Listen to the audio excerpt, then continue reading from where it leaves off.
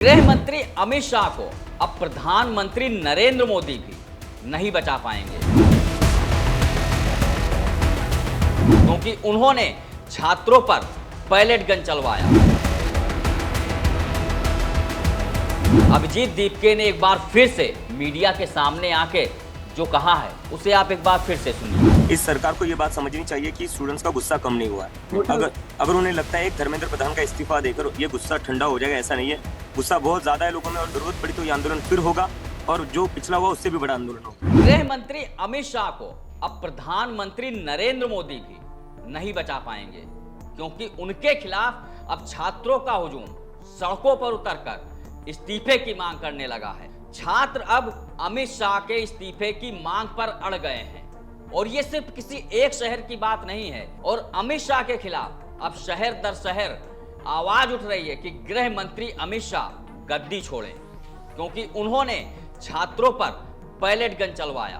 अमित शाह के खिलाफ उनके गृह राज्य गुजरात में भी अब छात्र सड़कों पर हैं और वो अमित शाह के इस्तीफे की मांग को लेकर जबरदस्त प्रदर्शन कर रहे हैं। उनकी मांग है कि अब अमित शाह को इस्तीफा देना होगा। छात्रों के साथ हुई बर्बरता की जो तस्वीरें दिल्ली के जंतर मंतर से सामने आई, उसने अमित शाह को पूरी तरीके से बेनकाब कर दिया है। और यही वजह है कि अब छात्र सड़कों पर उतरकर अमित शाह के खिलाफ प्रदर्शन कर रहे हैं और इस्तीफे की मांग कर रहे हैं। और इसी मुद्दे पर राहुल गांधी ने भी अमित शाह को घेर लिया है।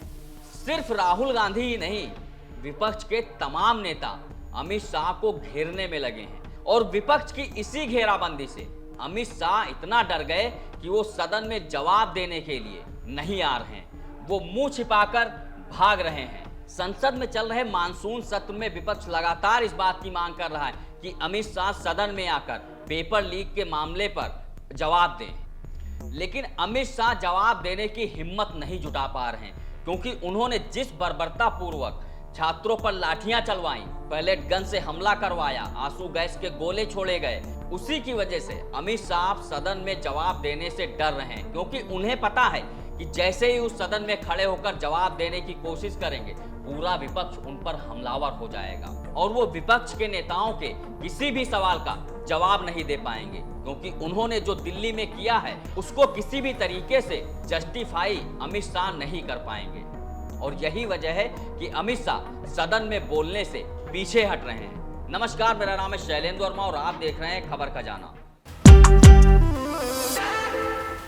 अमित शाह की मुश्किलें क्यों बढ़ गई हैं और क्यों उन्हें अपने पद से इस्तीफा देना पड़ सकता है, ये हम नहीं कह रहे हैं, बल्कि जो अलग अलग राज्यों से, देश के अलग अलग जिलों से तस्वीरें आ रही हैं, उनसे ये साफ जाहिर होता है कि अब जो छात्र हैं वो अमित शाह के खिलाफ प्रदर्शन पर उतर आए हैं और वो लगातार विरोध कर रहे हैं कि अमित शाह जिन्होंने लाठियां चलवाई, छात्रों को पिटवाया, छात्रों पर पैलेट गन से हमला करवाया, उन्हें अब गृह मंत्री के पद पर बैठने का कोई हक नहीं है। क्योंकि जो गृह मंत्री अपने ही देश के छात्रों को, युवाओं पर, बेरोजगारों पर लाठियां चलवाए, गोलियां चलवाए, वो किस अधिकार के साथ गृह मंत्री की कुर्सी पर बैठने के लायक है। यहाँ तक कि जिस गुजरात को भाजपा का गढ़ कहा जाता है, जहां से नरेंद्र मोदी आते हैं, अमित शाह आते हैं, वहीं उसी गुजरात में अब छात्रों का हुजूम सड़कों पर उतर रहा है और अमित शाह के इस्तीफे की मांग की जा रही है।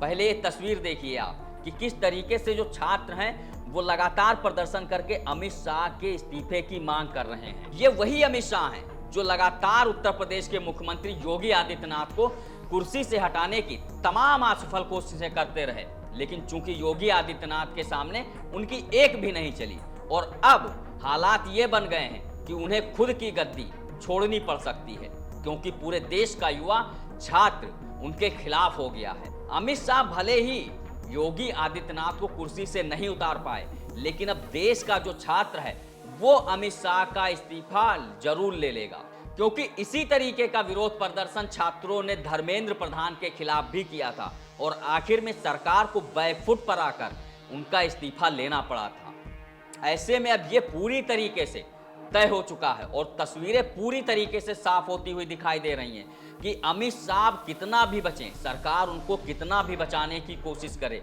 नरेंद्र मोदी का हाथ कितना भी उनके ऊपर रहे, लेकिन अब छात्रों के आक्रोश के आगे अमित शाह टिक नहीं पाएंगे। अमित शाह इस मुगालते में थे कि वो कुछ भी करें, वो छात्रों पर लाठियां बरसाएं, गोली चलवाएं, लेकिन जो देश के जो नौजवान हैं, युवा हैं, वो कुछ नहीं बोलेंगे। लेकिन अब हालात पूरी तरीके से बदल चुके हैं, क्योंकि जिस तरीके से दिल्ली में प्रदर्शन हुआ, पूरे देश में प्रदर्शन हुआ और उसके बाद सरकार को बैकफुट पर आकर धर्मेंद्र प्रधान का इस्तीफा लेना पड़ा, तो उससे एक बात तो साफ हो गई कि सरकार की तानाशाही अब पूरी तरीके से खत्म होने वाली है। पिछले कई सालों से सरकार जिस तरीके से तानाशाही रवैया अपना रही है, वो उस पर अब पूरी तरीके से लगाम लगने वाली है, क्योंकि छात्र, युवा, बेरोजगार जितने भी सब के सब अब सड़कों पर उतरने को तैयार हैं। और ऐसे में जो सबसे बड़ी मुश्किल है वो अमित शाह को होने वाली है, क्योंकि अब उनकी गद्दी जाने वाली है।